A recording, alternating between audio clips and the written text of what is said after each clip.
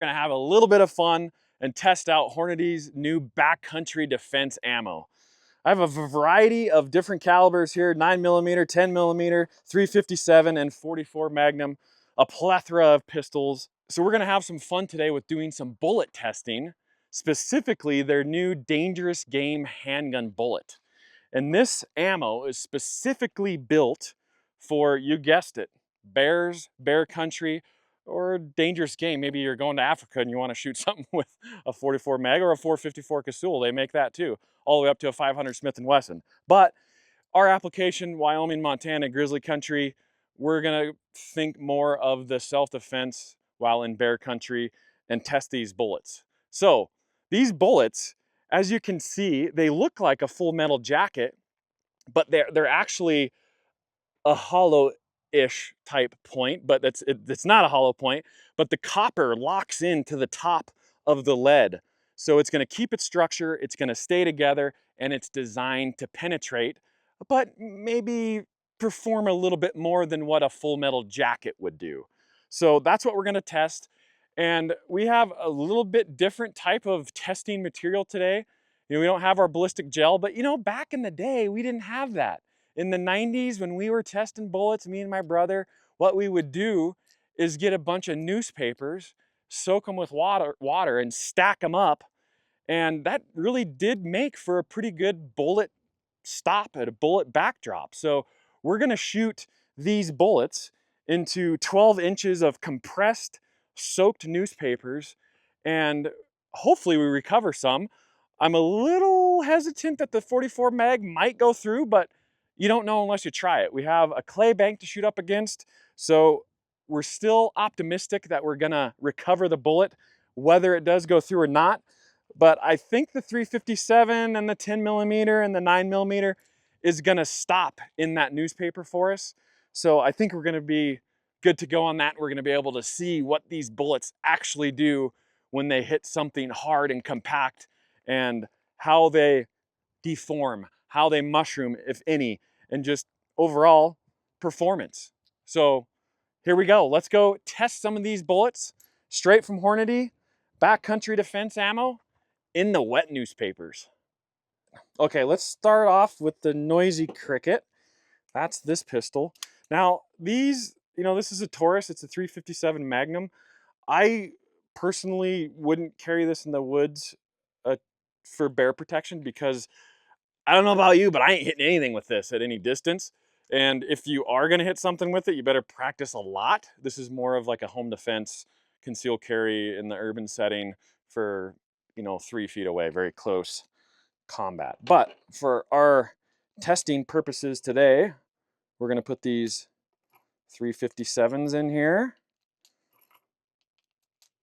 And this isn't a 38 special only, this is a 357, so it shouldn't blow up on us.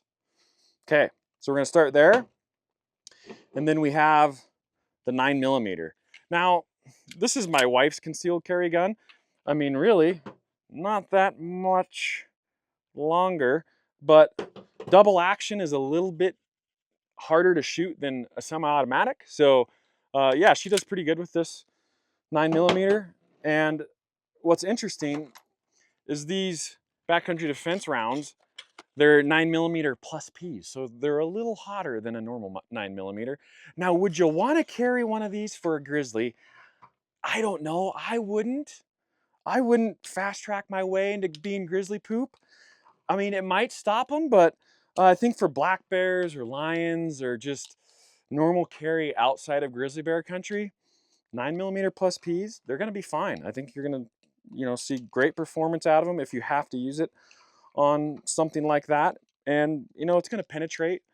Well, like I said, you might get by on grizzly bears, but I just like to go with a little bit more power. So I like a 10mm or you know, maybe a 45 ACP plus P, just for a little bit more power, but you teach their own.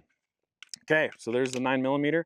This is a M&P, the shield, the 9 shield.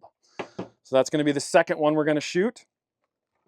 And then we're going to hop into the 10mm, which we are going to shoot the Glock. Now, you know, Glocks, everybody likes a Glock. I get that. I'm a 1911 guy. specifically just because I shoot this one really well. So that's why I like 1911s. But with the Glock, you got double stack. So you got 15 in the mag and 1 in the chamber. That's a pretty good bonus to have. That's a lot of ammo. So I would say here in Wyoming, or most of the people that I know, if they're in grizzly country and they're carrying a pistol, it's probably a 10 millimeter and it's probably a Glock, just because you get the volume of ammo that you don't get out of a single stack on a 1911. What do you get, 8 in a 1911? So double the amount. And yeah, Glocks, firepower, lots of firepower. So we're gonna put, yeah, we're gonna put 8 in here. Now Glocks, you know, you got to be careful. There's really no safeties on these things, other than, you know, you have the internal mechanism. If you don't pull the trigger, it's not going to go off with one in the chamber. When I'm riding horses, I do not like one in the chamber, even in grizzly bear country. So that's just how I roll. And I like 1911s for the fact too that they have lots of safeties. So you have your half cock, which is a safety, and then you have your slide lock, cocked and locked, that's where that comes from, and then you have the grip safety there. So you have lots of safeties on a 1911. I've carried one locked and loaded in there while riding a horse, but I don't know. When I'm hunting, I'm in country and I'm going through thick stuff, I always have one in the chamber. But I don't, on horses, you just hear stories, guns going off, you just really never know. Lastly is the Smith of 44. I've had this gun a long time and I do like it. It's a lot of firepower. It's heavy. So, you know, when you're carrying this thing, usually for me, I have it on like a shoulder holster. So it's like right here, because I mean, it's pretty heavy. So I have like a shoulder holster. It's just kind of bulky, it's heavy. And then to really be effective with this pistol in a bear encounter situation, you have to get good at double action, at just pulling the trigger and not, you know, not working the hammer if you have to shoot fast. And I'm just not that accurate with a double action with a 44 Magnum that has a lot of recoil. So it's not my first choice of a gun to carry, but it's a really good choice. It's a lot of power. And I think, you know, a lot of guys in Alaska probably carry a pistol like this, whether it's a 44 or bigger, a 454 Casull or a 500. It's probably a Smith, you know, stainless steel, so it's not going to rust on you.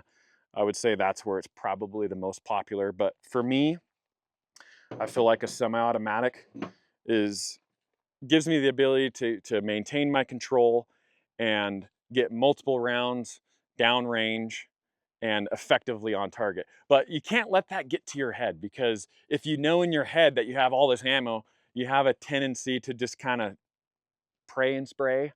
So you got to factor that in too. But largely, and what we'll talk about when we do some moving target drills here, I'll talk about a little bit more on what you need to focus on. And, you know, practice. That's huge. If you don't practice with these things, you're going to be virtually helpless if you do encounter a bear in the woods that is coming after you, and you probably might as well just have bear spray.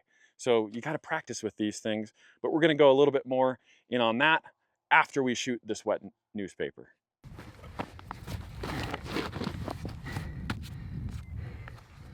All right, so when I'm shooting, I always like to have my backpack on, because if I'm hunting and having to encounter a bear practicing, I probably have my backpack on. So I like cinching this chest strap up, get these backpack straps kind of away from your shoulders and in, so you don't get all bound up. So that's just something to keep in mind. First, we're gonna test the 44 Magnum. I hope it stops in this 12 inches of wet newspapers. If it doesn't, we'll try to find it in the clay bank back here, but we're gonna go with the biggest first and see if this will stop it. 12 inches of wet newspaper. Here we go.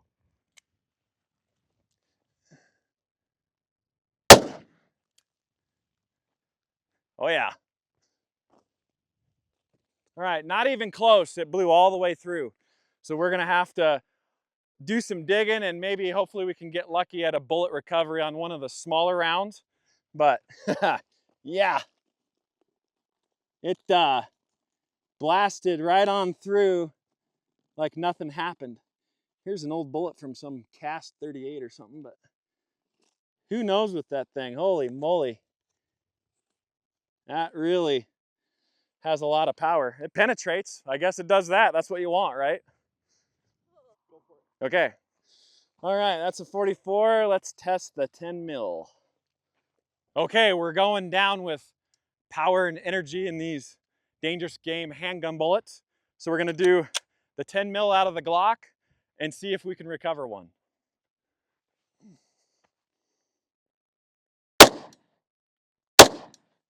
There's two.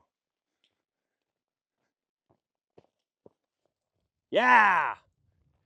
So 12 inches of newspaper stopped the 10 millimeter. So, I mean, is that good news or bad news? The good news is we got our bullet back.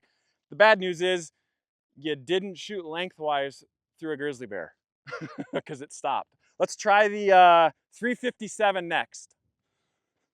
Okay, noisy cricket next. So here we have the Taurus 357 Magnum. I probably wouldn't recommend carrying this in Grizz country, but more of a, you know, an urban home protection deal, but it's a 357, so we can test this ammo and potentially recover a bullet. So here we go, 2 shots coming right up.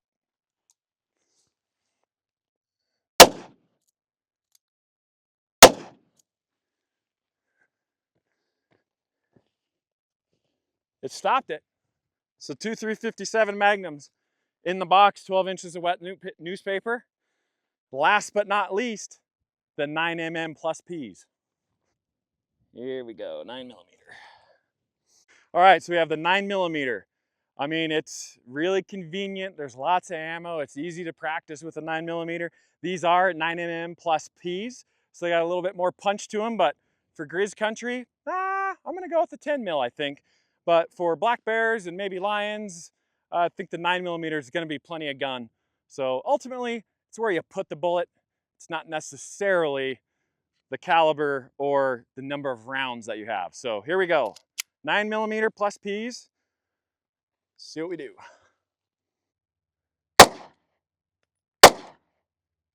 All right. Yeah, like we thought, it 12 inches of wet newspaper, stopped it, no problem. So now the fun part is we gotta tear this box of wet newspapers apart and find the bullets. Okay, here we go. We got lots of rounds in here. So I only did 144 because it blew right through it, but I think that tells us what we need to know, that the 44 is definitely a penetrator, but all other rounds did stop. Ooh, that might have gone through there. I shot a few that were kind of off center and they did go through with the 10 mil. It's like Christmas. We got to open up our present, see what's inside. Bunch of shot newspaper, some new Hornady bullets. Okay, so this is the exit side. So holy moly, that 44 blew right through. Oh, look at that right here. It almost made it. Whoa, oh no way. I think I hit, or it tumbled, or I hit another bullet because here is 10 MMs right next to each other. Look at this. There's an indentation. It totally hit the other bullet in the box. That's crazy. But look at this, with these dangerous game handgun loads, they did not deform. I mean, that's like, I think we really need to test these and shoot bone, and then you might get some deforming and some expansion, but just through the wet newspaper, they are penetrating. All right. So these are the 10 millimeters.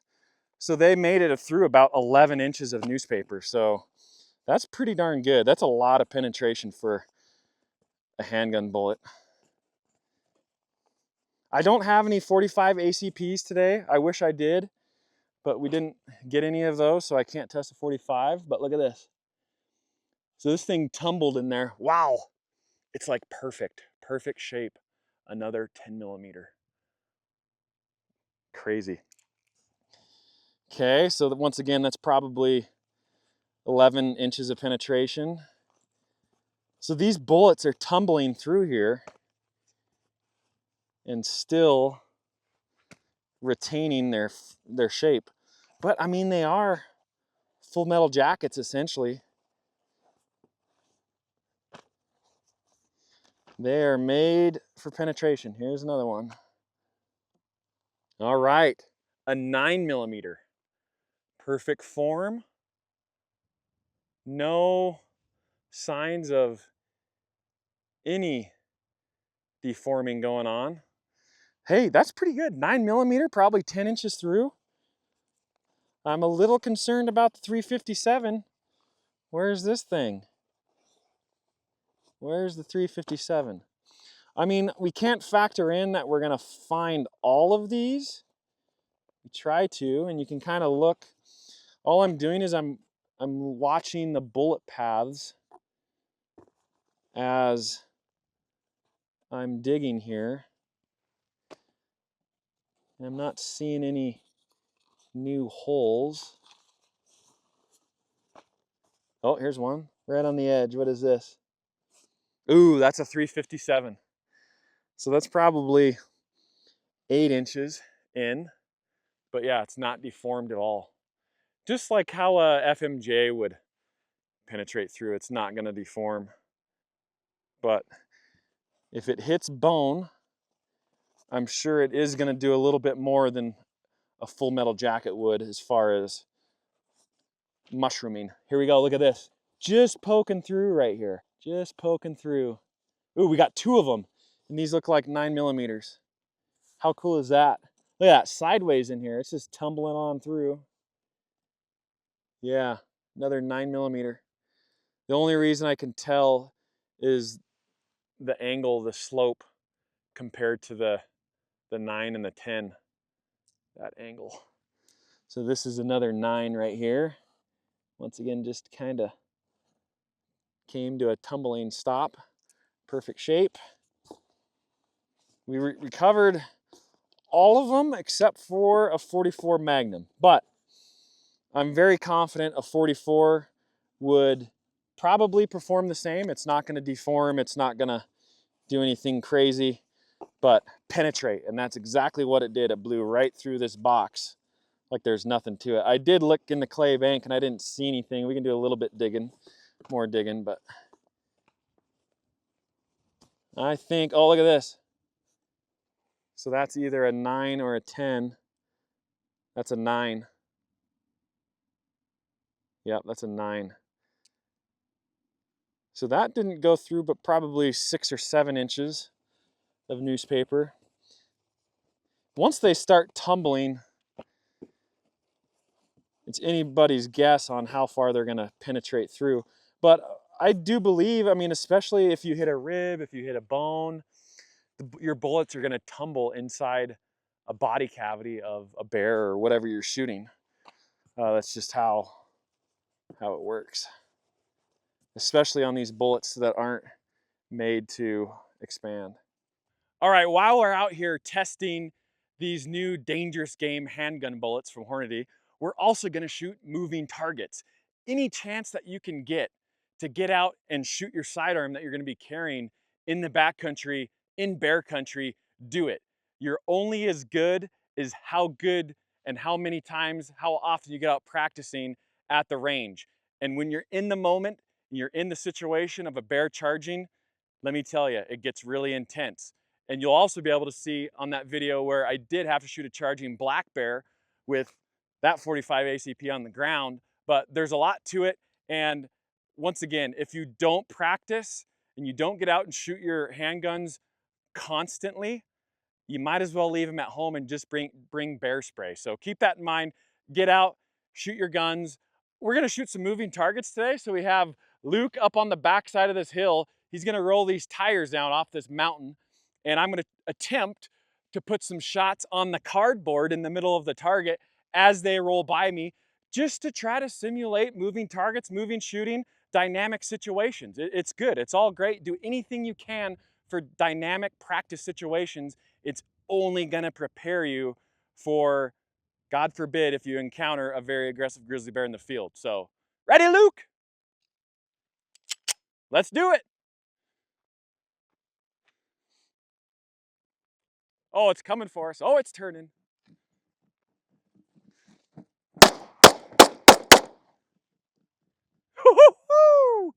I didn't shoot the GoPro at least. Yeah, I mean, that happened pretty quick. You got about 2 seconds. And I even had one in the chamber ready to go. So this next round, I'm gonna have it down at my side with nothing in the chamber. I've got to rack one in and get ready, get set, and be ready to shoot that tire. It rolls by. So that was the 1911. Let's go to the Glock 10 millimeter and see how many I can get off accurately. So we have the Glock 10 mil. I'm just gonna have it down at my side, rack one in, and be ready for this charging tire as it comes down the mountain. Ready! That was too easy. Glocks are too quick.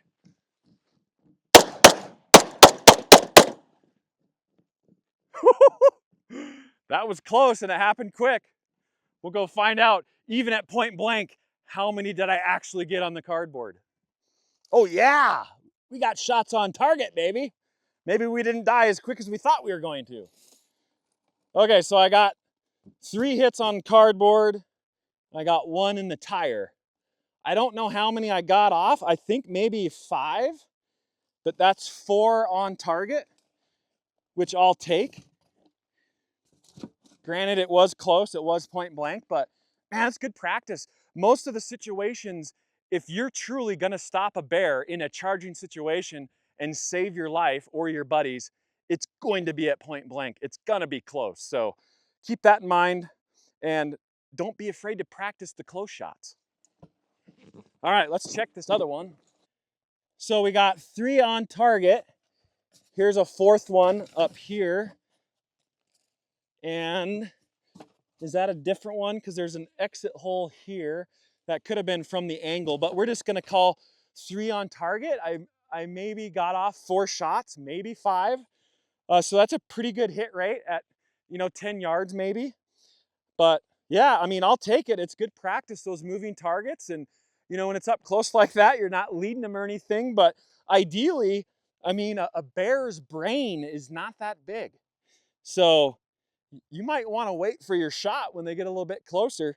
I know that's what I did when I had that black bear charge me. I wait for him to get nice and close and shot him at about 10 feet as he came by me to hit him in the brain, because otherwise, a kill zone on a bear is not that big. They're mostly meat and muscle. I'll take some hits on target though. All right, we had a lot of fun out here today. The 44 Magnum went all the way through the paper, but other than that, the 10 mil, 9 mil, and the 357 all were recovered. You can see they really didn't deform too much.